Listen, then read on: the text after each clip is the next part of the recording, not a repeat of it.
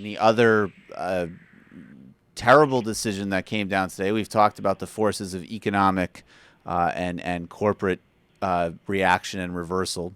The Hobby Lobby case is an assault on women's health and social progress. What was the justification and explanation of that decision? What did they do there?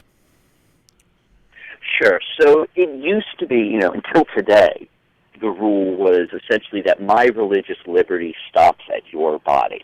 I have robust rights to, believe what I want to believe and to practice my faith, but I can't use my religious beliefs in order to step on your rights.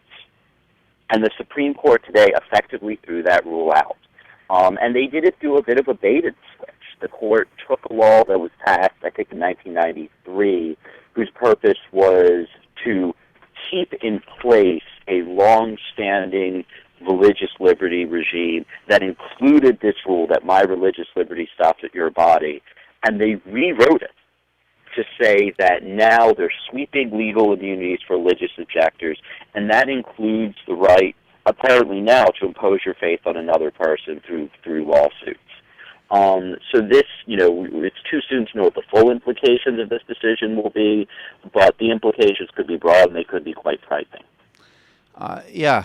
So it's really just astonishing to consider. I mean, we'll get into this more, but I mean, is this a kind of backdoor argument for why we should have really just more publicly funded healthcare, essentially, to kind of take it out? I mean, is this the progressive response to the logic of this type of ruling? Well, I mean, again, I said there was a bait and switch here, and there's actually two kinds of bait and switch here. Not only are they rewriting the law, but we could have, when we started designing our healthcare system in this country, we could have had a single-payer system. We could have passed a law in 1940 that did that, and we would have developed that way, and that would have been great. Right. But that's not what we chose. We chose a different path, and we operated under a different system for nearly a century, for 70 or 80 years.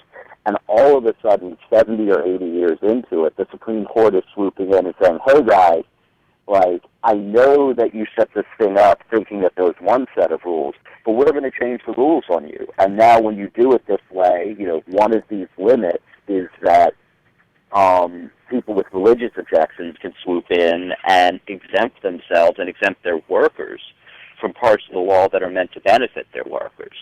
So, it's another kind of bait and switch where, if we had known, if America had known when we started to build our healthcare system, which, really, the modern American healthcare system started to be built out in the Roosevelt administration, we probably would have done it differently. But, who would have seen 80 years from now the court would completely rewrite so many settled principles of law? Well, the irony is that the liberals, it's the progressive forces in America are the ones who actually don't go for the big systemic kind of revolutionary rewrites. It's the right. And that's, I guess, one of the disturbing ironies of American politics, which we're paying a lot of prices for. But Ian Millhiser, I really appreciate your time. Thank you so much.